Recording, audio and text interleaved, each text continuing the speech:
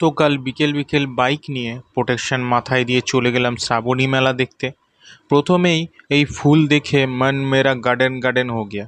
তারপর এই হাওয়া বেলুন দেখে মনে হলো আমি একটু বেশি হাওয়ায় উঠছি। তারপর হেলমেট মাথায় দিয়ে ঢুকে পড়লাম মেলায়। প্রথমে গিয়ে পাঁশকুড়া চপ দেখলাম। কিছু থাকুক না থাকুক এই দোকান থাকবেই।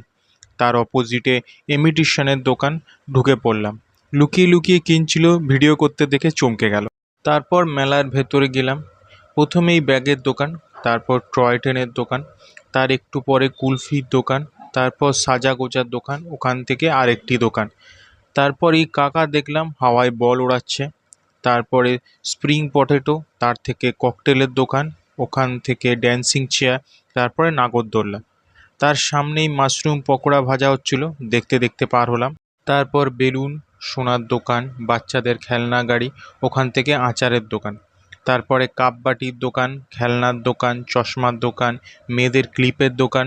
তারপর বড় খাবারের দোকান, লোক বেশি নেই। ফের আচার, ওখান থেকে নোট কি গাড্ডি দেখে দিল মাচাল গিয়া, ওখান থেকে ইমিটেশন।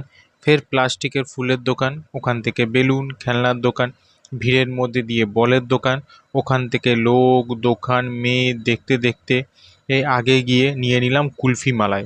তারপর ওটা খেয়ে বাড়ি ফিরলাম।